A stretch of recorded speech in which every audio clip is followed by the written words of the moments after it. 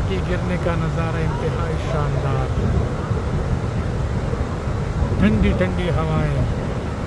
अगर आप थोड़ा सा करीब पहुंच जाए तो इसके चींटे आप महसूस कर सकते हैं। मैं बहुत दूर हूँ इससे। सयाहों की तादाद अगर आप देखें तो अब भी आप अपनी गाड़ी में यानी एक्वा, प्रियस और उस तरफ वेड्स, तो इस किस्म के गाड़ियों में आप आबशार तक आ सकते हैं। लेकिन आगे का मुझे नहीं पता, आगे हम जा रहे हैं, देखते हैं कि क्या सूरत हाल है।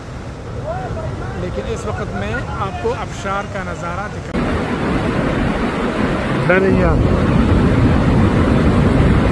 अगर आप देखें तो इसके मौज मस्त लहरें और नीलगो पानी, क्या ये बात।